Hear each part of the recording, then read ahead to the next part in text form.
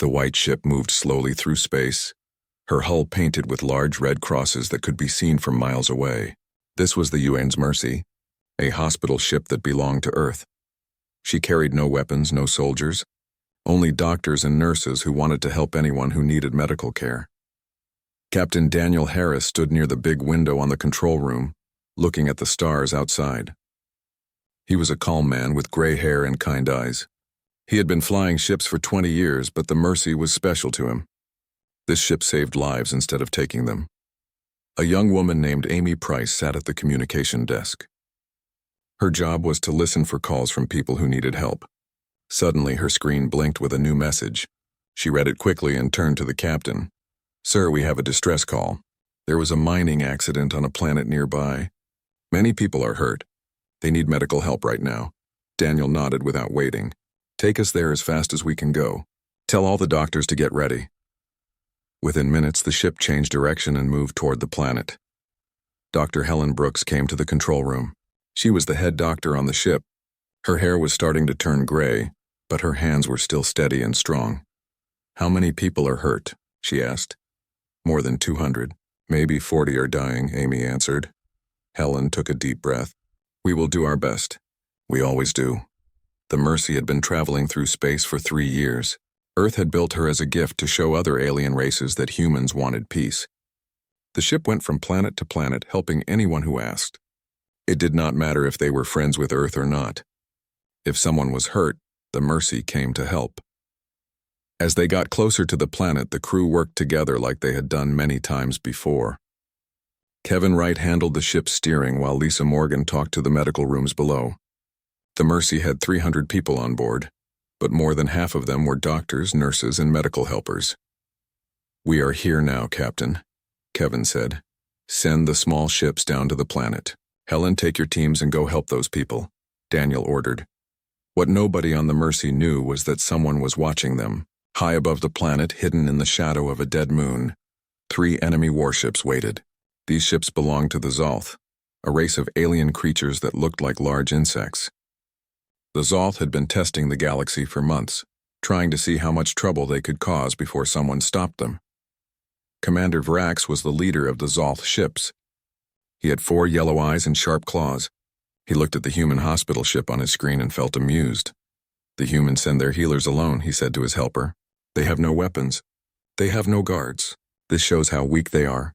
But sir, that ship is a hospital ship. It is protected by galactic law. If we attack it, we will break many treaties," his tactical officer warned. Vrax made a clicking sound that was like laughing. "The humans are weak. The Galactic Council is weak. They talk about rules, but they do nothing. Today we will show everyone that rules mean nothing." Down on the planet, Helen and her medical teams were already saving lives. The alien miners had been crushed when a tunnel collapsed. Human doctors worked next to alien healers doing surgeries in temporary medical tents. Nobody cared about language or species. They only cared about saving lives. "We need more medical supplies from the ship," Helen said into her radio. "And send another surgical team down here. We will be working all night." Above the planet, Daniel watched the small ships going back and forth, carrying supplies and bringing wounded people up to the Mercy. His crew was doing what they did best. They were saving lives without asking for anything back. Then Amy's voice broke through the quiet. "Captain, I see 3 ships appearing on my screen. They are Zolth ships. They are turning on their weapons." Daniel felt his blood turn cold. "Send a message on all channels. Tell them we are a hospital ship. We have no weapons. We have no soldiers." Amy worked fast, sending the message in every language the computer knew. The answer came back quickly, and it was terrifying. The Zolth ships did not respond with words. They responded with weapons. "They are not answering, sir." "They are locking their weapons on us," Amy said, her voice shaking. Daniel's mind raced. He had no strong shields to stop military weapons. He had no weapons to fight back. All he had was 300 people who had spent their lives helping others, not fighting. "Sound the alarm. Everyone get ready for impact. Send emergency messages to Earth and the Council. Tell them what is happening." The first energy blast hit the left side of the Mercy, tearing through the medical rooms. The ship shook hard, throwing people from their chairs. Alarms screamed everywhere as holes opened in the ship's walls, letting the air escape into space. "Medical room 3 is gone," Kevin shouted over the noise. "We lost 40 people. No, 50. More are dying." Daniel held onto his chair, his hands white from gripping so hard. Keep sending our message. Someone has to hear us. The second blast hit the engine room. The Mercy's lights flickered and went out. Through the window, Daniel could see one of the Zolth warships coming closer, getting ready to shoot again.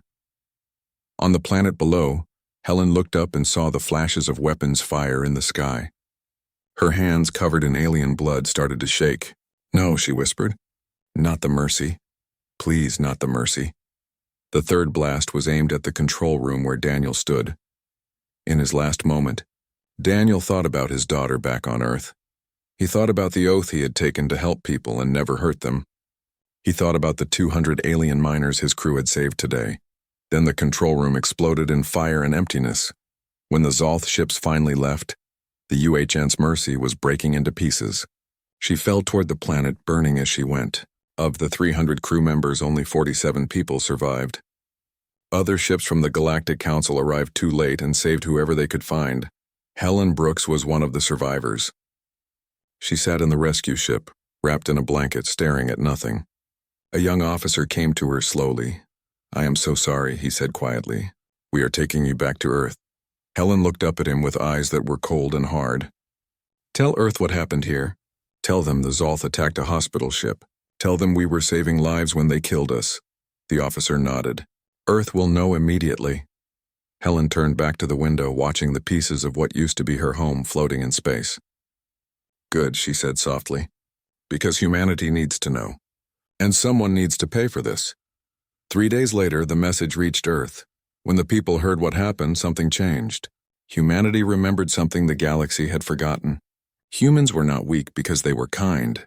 They were dangerous because they chose to be kind. And when that kindness was murdered, they could choose something else. The emergency meeting of the United Earth Council was different from any meeting before. Every seat in the large room was filled. Thousands more people watched from the viewing areas above. Everyone stayed quiet as the big screen showed the final moments of the UHNS Mercy being destroyed. Admiral Christopher Blake stood at the speaking platform. He was 70 years old with silver hair and scars on his face from old battles. He wore his military uniform covered with medals. He had helped build the Mercy 3 years ago, and now he had to tell everyone she was gone. "The Zolth fired on a hospital ship that had no weapons," Blake said, his voice strong and clear. "They kept firing even after the ship told them in 47 languages that it was protected. They fired until there was nothing left but broken pieces and dead bodies." The screen changed to show pictures of the dead. Young nurses who had just finished school. Doctors who had won awards for helping people. Engineers who kept the ship running. All of them were gone now. President Victoria Lang sat in the high chair, her hands folded together. She had been president for 6 years. She had always talked about peace and working with alien races. She had cut money for the military. She had said talking was better than fighting. Now she was watching her people murdered for trying to help aliens.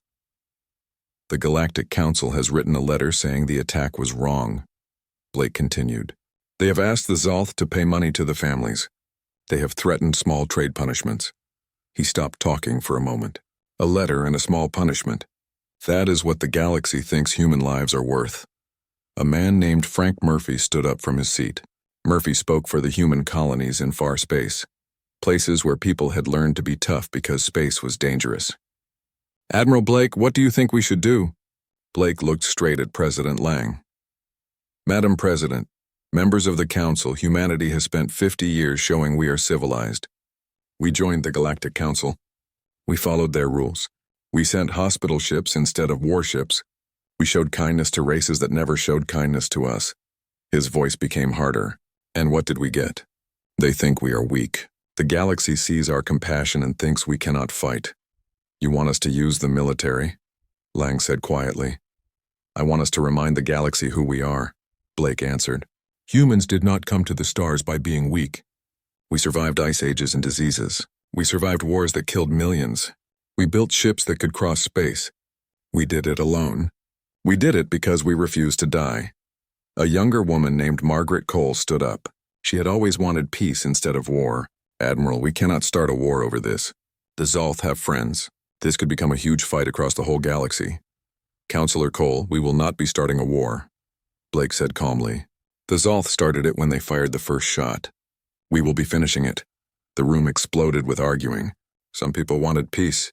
Others wanted revenge. President Lang let them argue for 5 minutes, then she raised her hand for silence.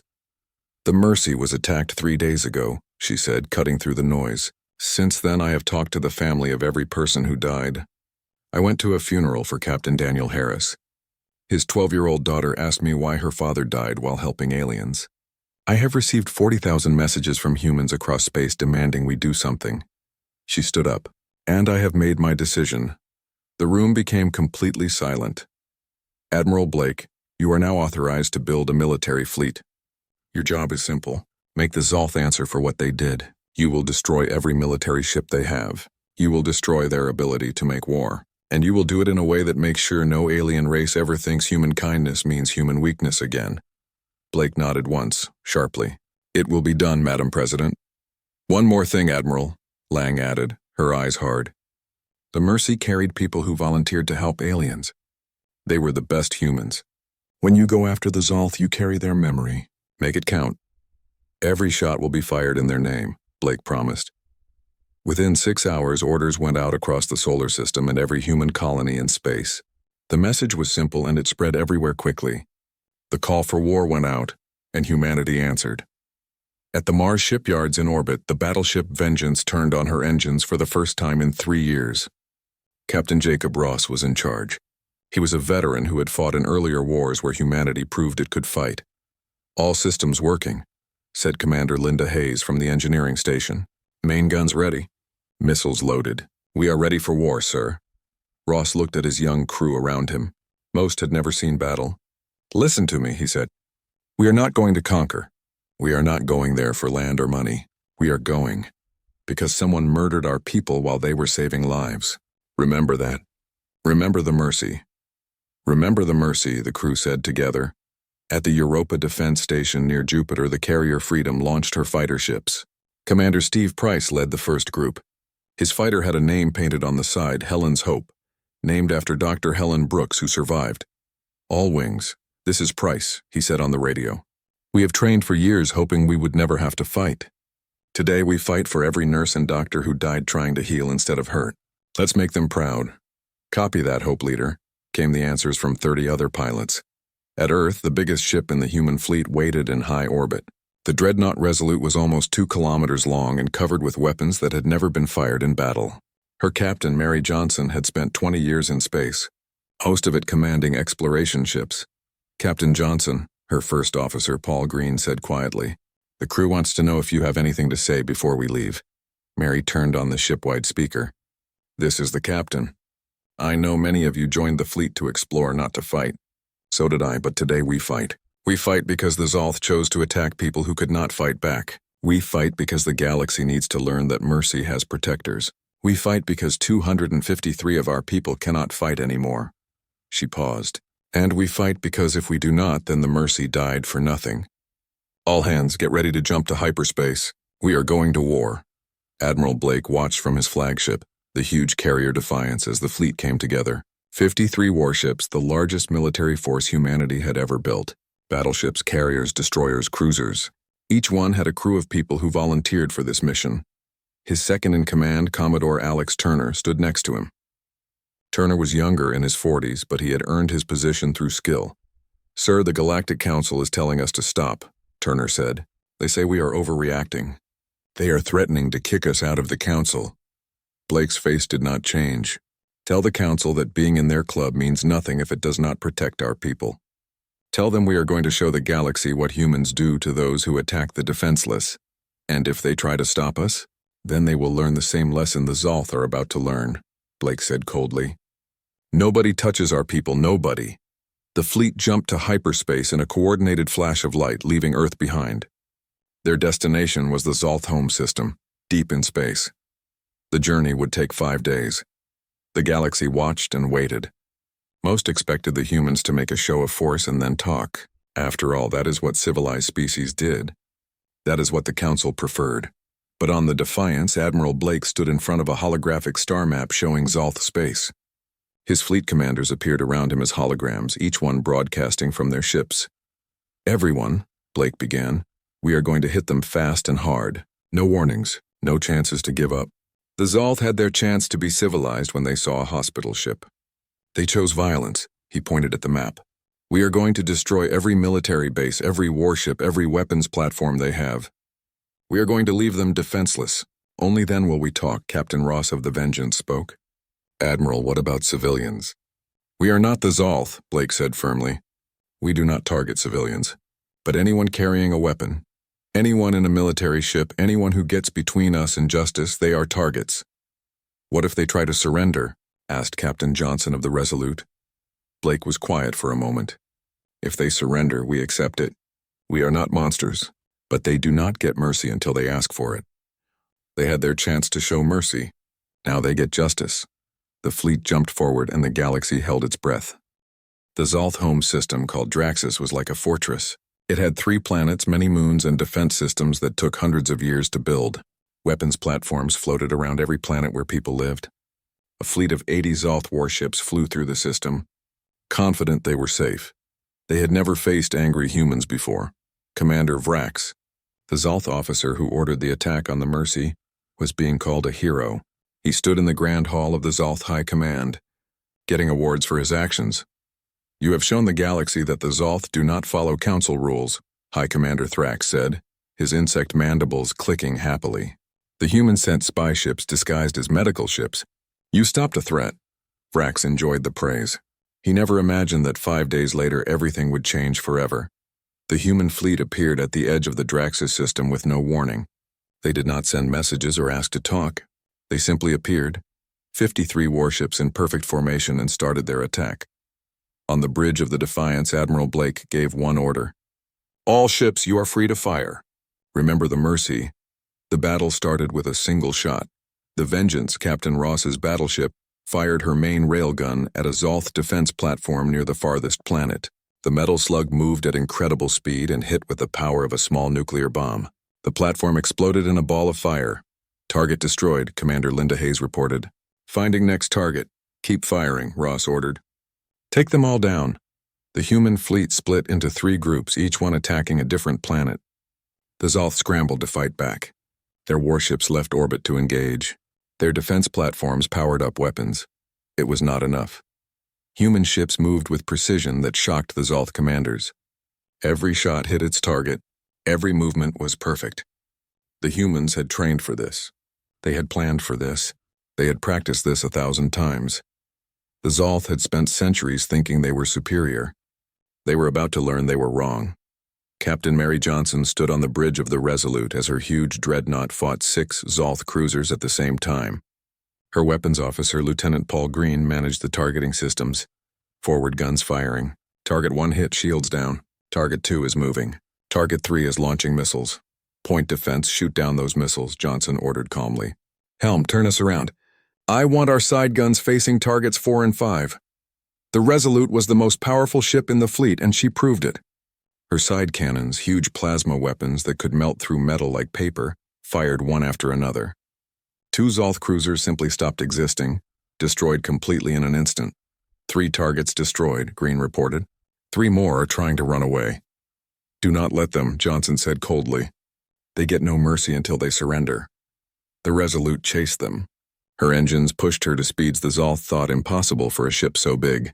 Within minutes, the 3 remaining cruisers were debris floating in space. On the carrier Freedom, Commander Steve Price led his fighter wing into the Zolth defense. Hundreds of Zolth fighters launched to meet them, expecting an easy fight. They were wrong. Human fighters were smaller, faster, and flown by pilots who had something the Zolth did not have. They had rage with purpose. All wings break and attack, Price ordered. Target their carriers first. Take out their launch bays. The dogfight that followed would be studied in military schools for years. Human pilots flew with skill and fury. Their ships danced through enemy fire. They lost 7 fighters in the first 10 minutes, but they destroyed many more Zolth ships. Price locked onto a Zolth carrier. His targeting computer screamed warnings as enemy fire filled the space around him. He ignored it all, focusing on the carrier's launch bay where fighters came in and out. Helen's Hope target locked, he said like a prayer. This is for the doctors. His missiles shot across space and exploded inside the launch bay. The explosion tore through the carrier. Within seconds, the massive ship was breaking into pieces. 1 carrier down, Price reported. Reforming wing for next attack. But the Defiance, Admiral Blake's flagship, showed the galaxy something new. While other species used carriers to launch fighters, humanity had built something different.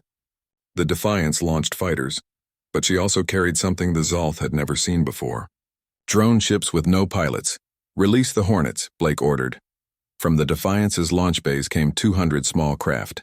Each one had no crew. Each one carried enough explosives to cripple a cruiser. They spread out in a swarm, moving with coordination no living pilots could match. Commodore Alex Turner watched the tactical display as the Hornets attacked. Sir, the Zolth are trying to shoot them, but there are too many. Their defense systems cannot keep up. That is the plan, Blake said. Swarm tactics. A lesson from Earth's insects. Sometimes having more is better than being bigger. The Hornets dove into the Zolth fleet like angry wasps. Each one looked for a target. They did not need to win dogfights. They just needed to hit, and hit they did.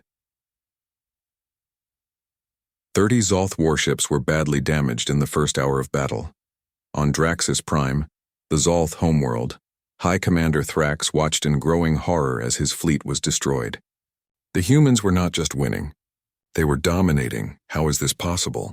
He demanded. We have more ships. Our ships are bigger. Our weapons are better. They are being outmaneuvered and outgunned, his tactical officer said, his voice shaking. Commander, the humans are not fighting like council species. They are not trying to limit casualties or protect their ships. They are fighting like they want to destroy us completely. Get me Commander Vrax, Thrax ordered. He started this. He can help finish it. But Vrax was already dead. His ship, one of the first to fight the human fleet, had been torn apart by railgun fire from the Vengeance. Captain Ross had made sure of it, checking which ship was Vrax's before giving the order to fire. That is for Captain Harris in the Mercy, Ross had said quietly as Vrax's ship exploded. The battle continued for 6 hours. The Zolth threw everything they had at the human fleet. Their best ships, their best pilots, their most powerful weapons. They fought with the fear of a species realizing they had made a terrible mistake. It did not matter. By the time the sun rose over Draxus Prime, the Zolth defensive fleet was gone, 80 warships reduced to wreckage, 50 defense platforms destroyed, 3 orbital shipyards in ruins. The human fleet had lost 4 ships and several others were damaged. It was a victory so complete, so overwhelming, that the galaxy watched in stunned silence. Admiral Blake stood on the bridge of the Defiance, looking at the tactical display that now showed Draxus Prime completely defenseless. Around him, his crew worked in exhausted silence, understanding the size of what they had done. Open a channel to the Zolth High Command, Blake ordered. It is time we talked. The holographic image of High Commander Thrax appeared. The Zolth leader's mandibles were shaking with fear and anger. You have broken every law of civilized warfare, Thrax said. The Council will punish you. The Council will do nothing, Blake interrupted, his voice cold. Because you already showed them that their laws mean nothing when you attack the Mercy. So let me explain the new situation very clearly. Your fleet is gone. Your defenses are gone. Your homeworld is at our mercy. He leaned forward, and I use that word deliberately. Mercy. The thing you did not show to a hospital ship with no weapons.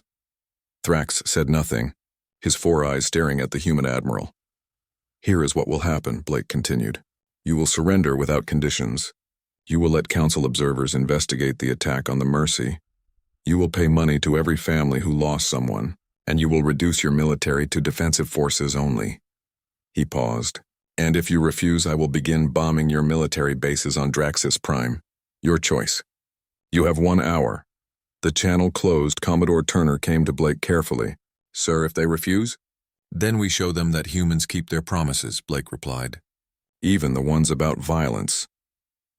57 minutes later, the Zolth High Command sent their unconditional surrender. The battle was over. The message to the galaxy was clear. Humanity could show mercy, but they could also show overwhelming force, and anyone who mistook one for the other would learn a hard lesson. The galaxy was shocked by what happened at Draxus. In just 6 hours, humans had destroyed one of the largest military fleets in their sector and forced the proud Zolth to surrender. News of the battle spread everywhere, and with it came something humanity had never had before. Fear. But fear was not the same as respect. Admiral Blake knew this, And respect was what humanity needed. The human fleet stayed in the Draxis system as a reminder of what had happened. Repair ships fixed the damaged vessels while the working warships kept watch. On Draxis Prime, Galactic Council observers came to investigate the attack on the Mercy, though everyone already knew what they would find.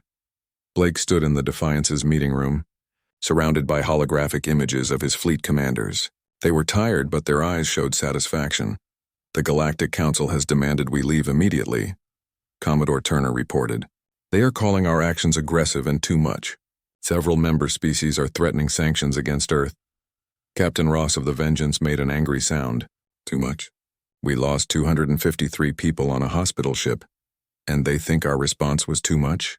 They are afraid, said Captain Johnson of the Resolute. For 50 years they saw us as junior partners, useful but harmless.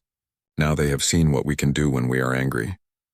Blake listened to his officers but stayed quiet, thinking about what this all meant. The battle had been necessary, but it had also changed humanity's relationship with the galaxy forever. They could never go back to being peaceful newcomers. Sir, we have a priority message from President Lang, Turner announced. Blake nodded. Put her through. Private channel. The other holograms disappeared, replaced by President Victoria Lang. She looked older than she had a week ago. The weight of leadership showed in her eyes. Admiral Blake, she said directly, you have given Earth a military victory. Now I need you to help me turn it into a political one.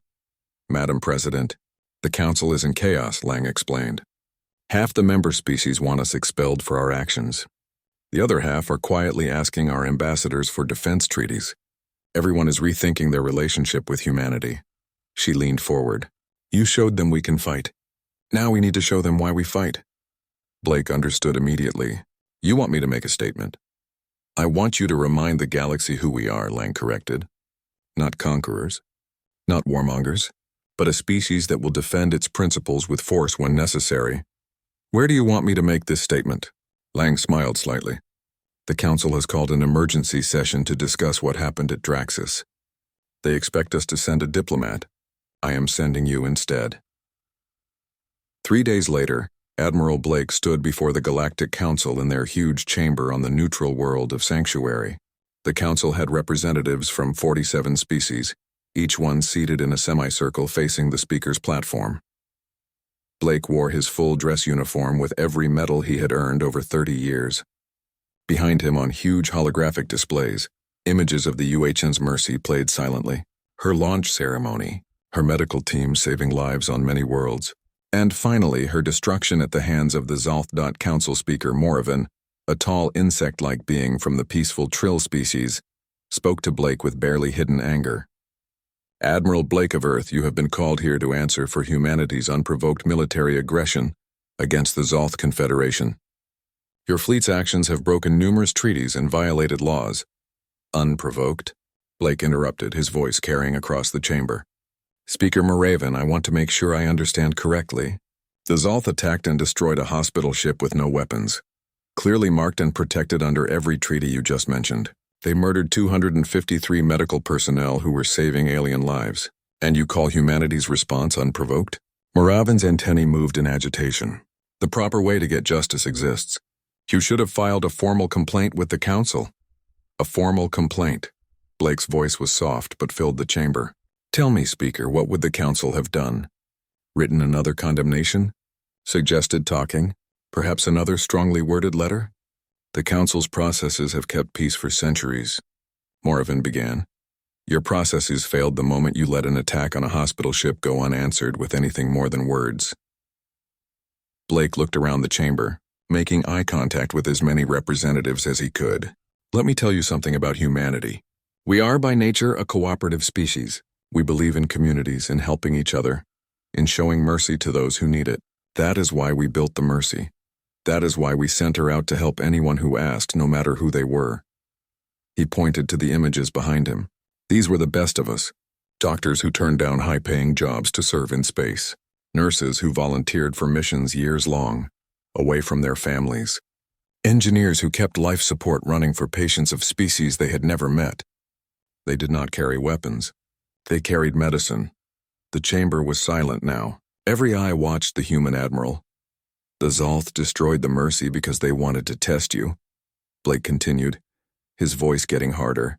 They wanted to see if the Council would enforce its own laws. They wanted to know if there were consequences for violating every principle of civilized behavior. He paused, and they got their answer. The Council did nothing. We issued immediate sanctions, Moravin started to say. Trade restrictions that would have been lifted in 6 months, Blake cut him off. Economic penalties that hurt Zolth civilians more than their military. You did the minimum needed to look like you cared, and everyone in this chamber knows it. So you took justice into your own hands, said Ambassador Kreth, a reptilian delegate from a militaristic species. Interestingly, there was respect in his tone, not anger. We took responsibility, Blake corrected, because here is what humanity learned. We cannot rely on this council to protect us or enforce its own laws. We can only rely on ourselves. Your actions have destabilized the entire sector, protested Ambassador Wellian, a mammal-like being from a species that valued diplomacy. You have frightened civilized species everywhere. Blake turned to face Wellian directly. Good. The word hung in the air like a bomb. You should be frightened, Blake said quietly.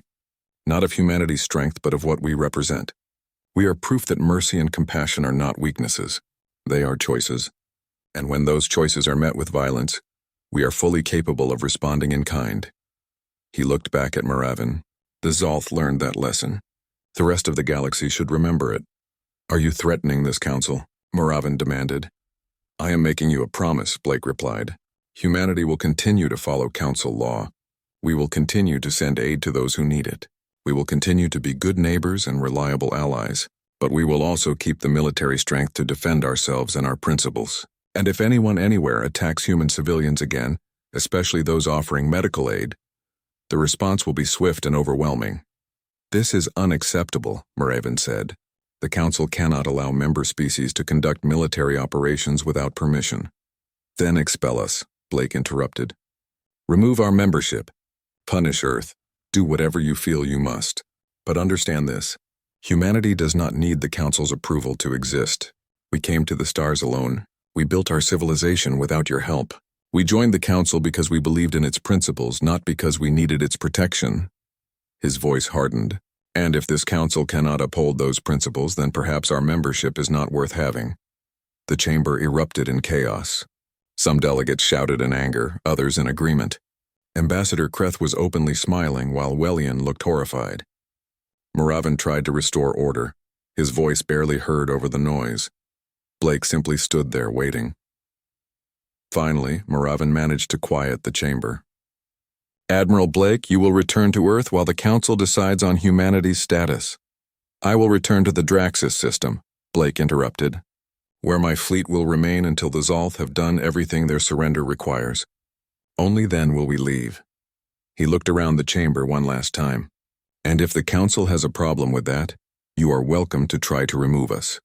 But I warn you, we just showed what happens when someone underestimates human resolve.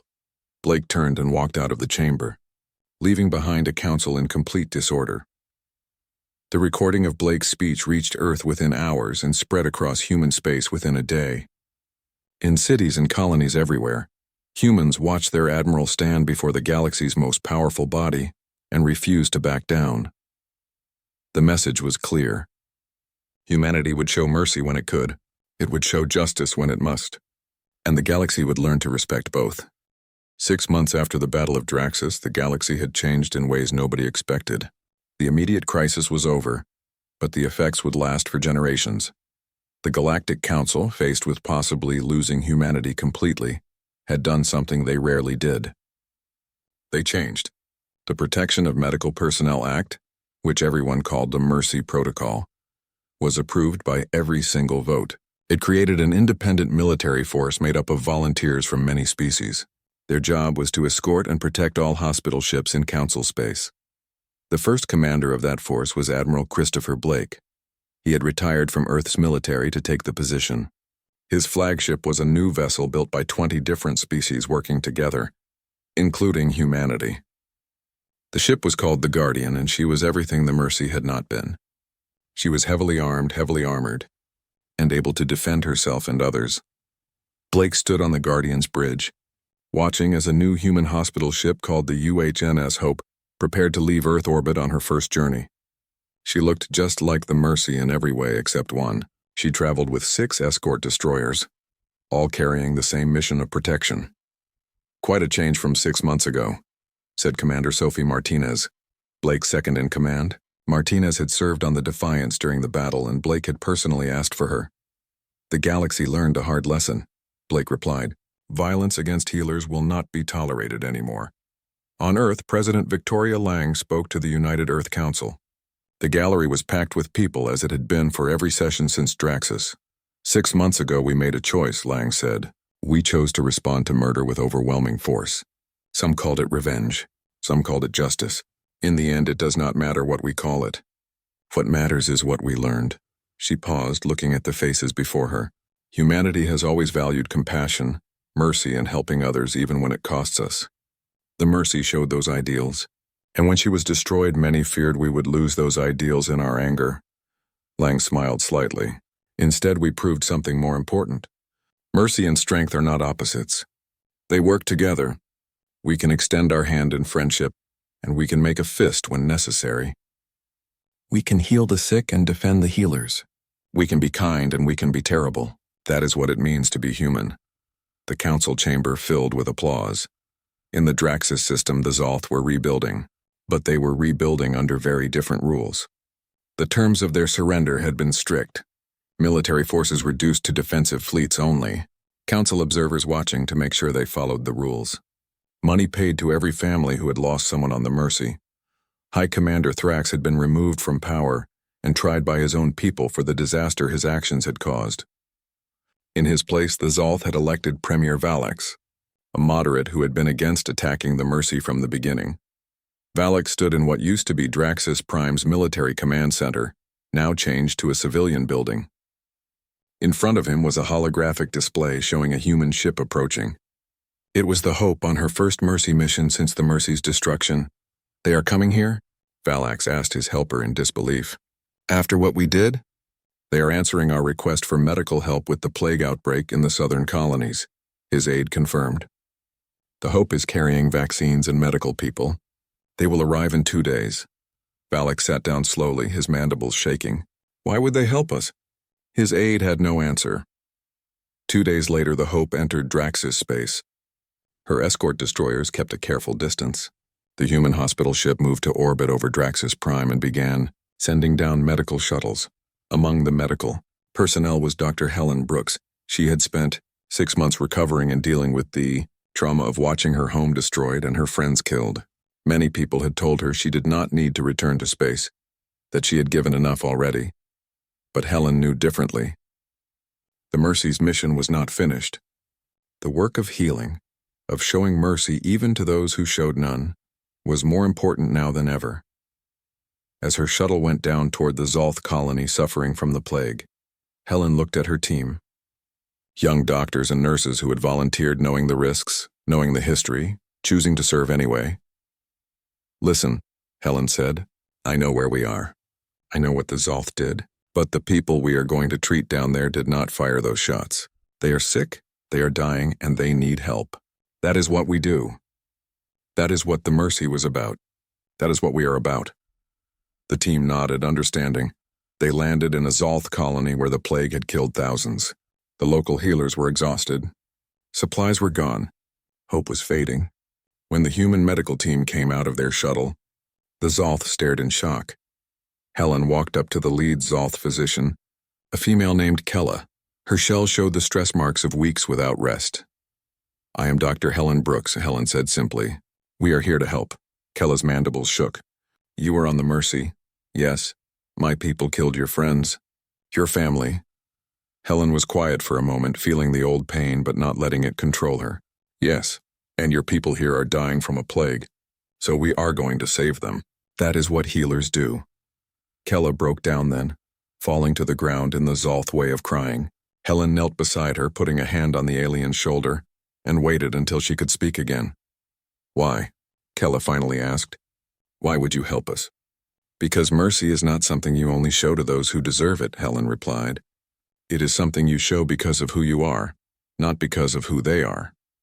The human medical team worked for 3 weeks in the Zolth colony. They gave out vaccines, treated the sick, taught the local healers new ways to help. By the time they left, the plague was stopped and the colony was recovering. News of Helen's mission spread across the galaxy faster than any military campaign. Humans returning to Draxus, not with weapons but with medicine. A survivor of the Mercy choosing to heal the species that had destroyed her home. It was, in its own way, a more powerful message than the Battle of Draxus had been.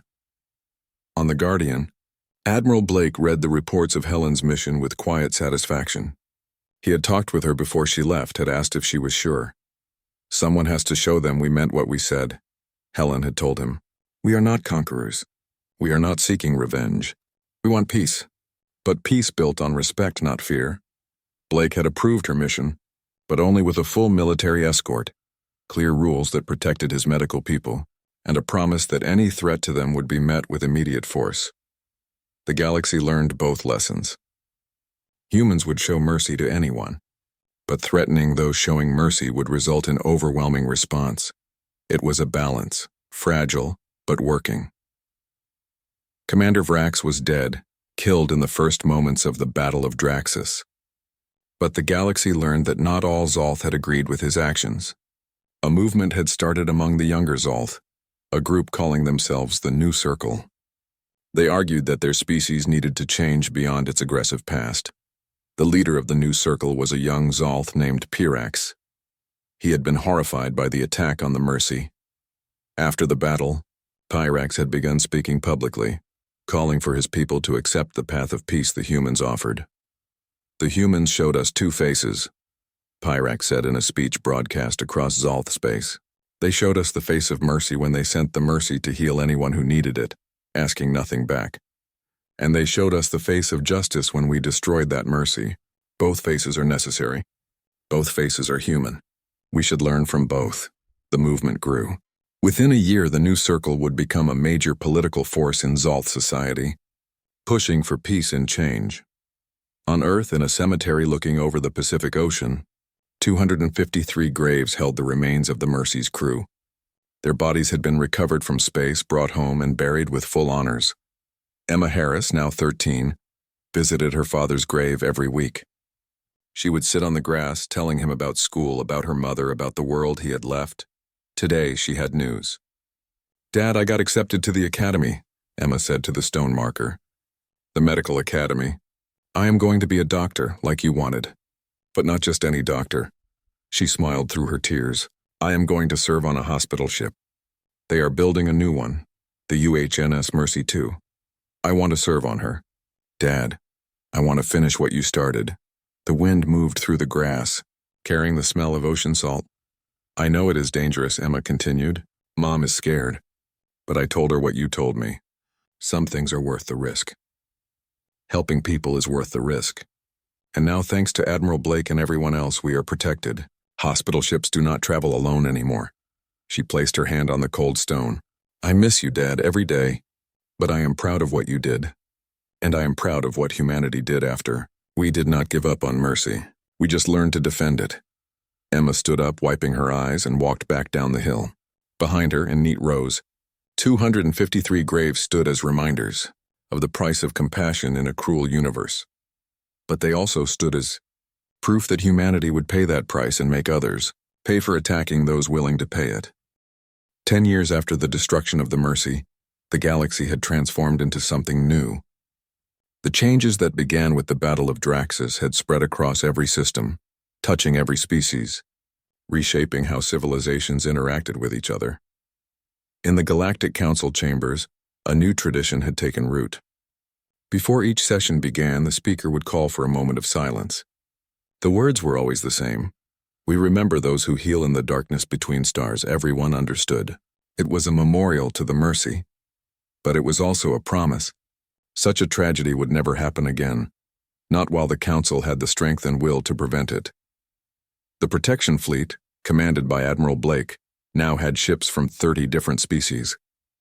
The Guardian led a force of 200 vessels dedicated to protecting medical ships, research stations, and humanitarian missions across Council space. They had responded to 47 threats in 10 years. Each time, the attackers backed down when they saw the protection fleet arrive. Blake was older now, his silver hair turned white, his face lined with the years. But his eyes were still sharp and his resolve had not weakened.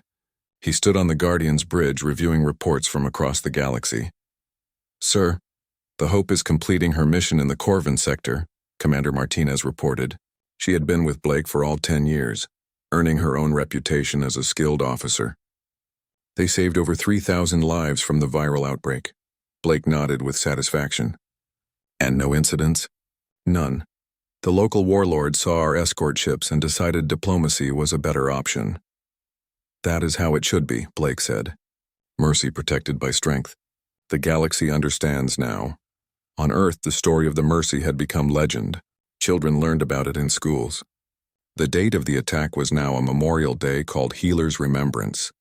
On that day each year, every human colony held ceremonies honoring those who chose to help others, even at great personal risk.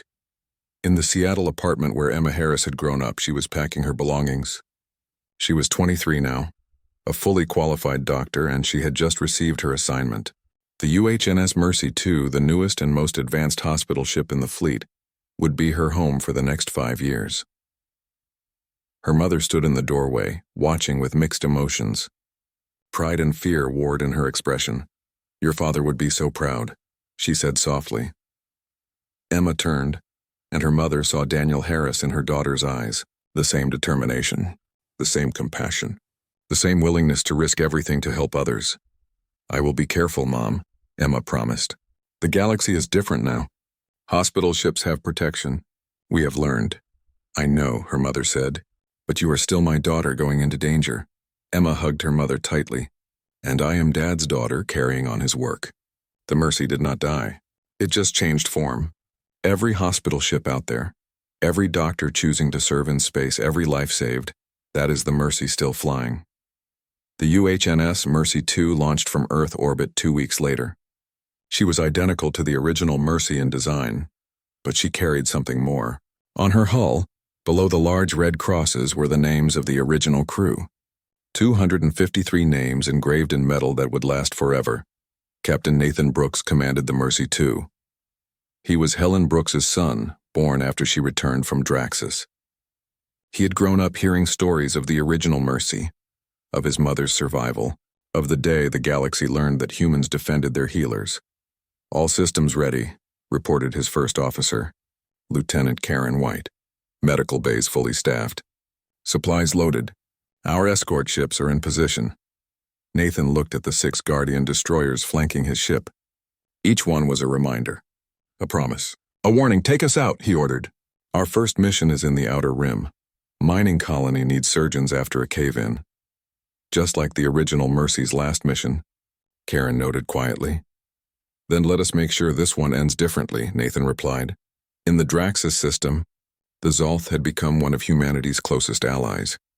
The change had taken years, but it was real. The New Circle movement, led by Premier Parax, had transformed Zolth society.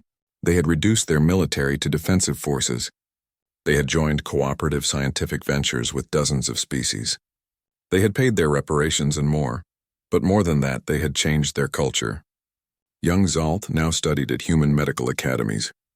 Zolth healers served on council hospital ships.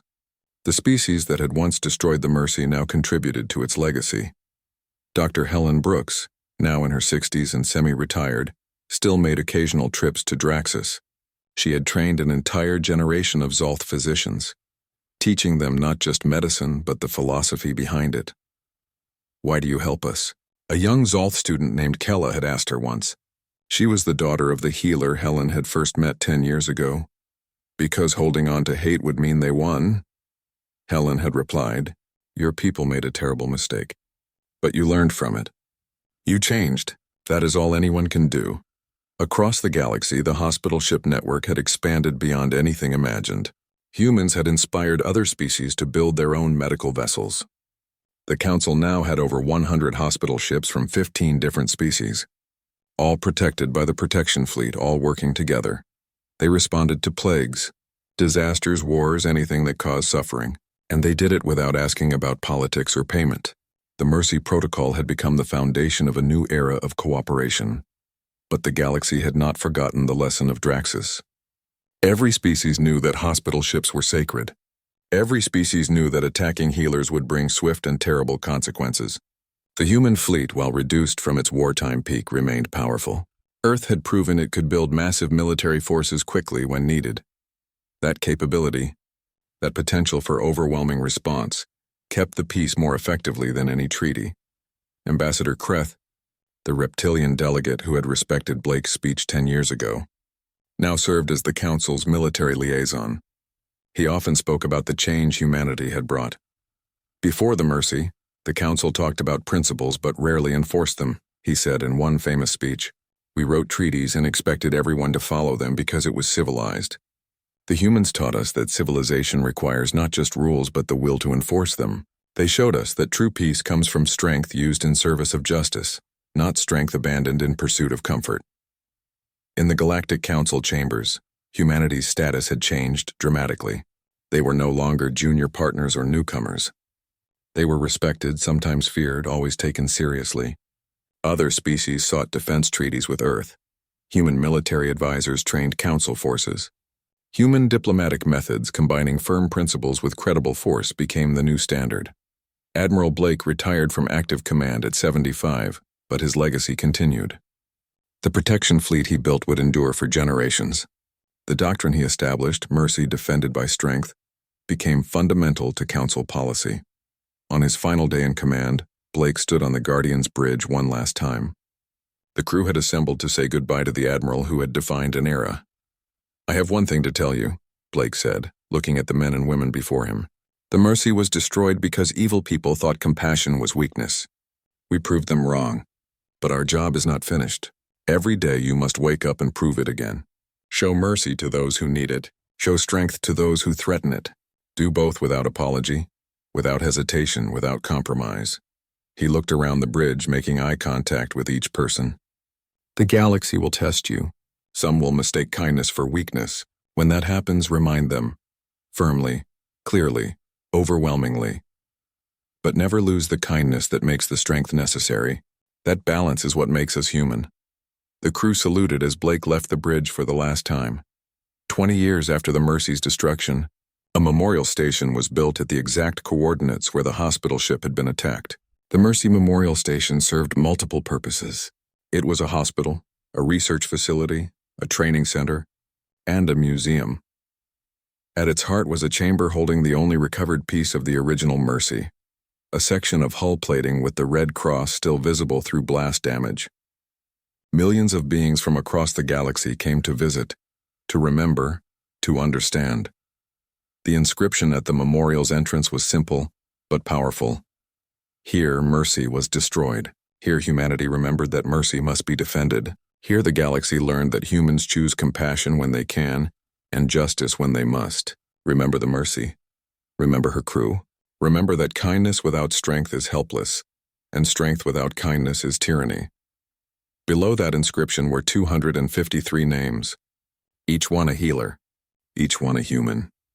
Each one remembered Emma Harris, now a senior medical officer on the Mercy II, brought her own daughter to visit the memorial. Little Sarah was 8 years old enough to understand. Your great-grandfather was Captain Daniel Harris, Emma explained, pointing to the first name on the list. He died doing what he believed was right, helping people who needed help. Were the aliens who killed him bad?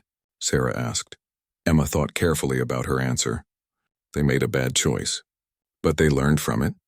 Now they help us save lives. Your great-grandfather would have liked that.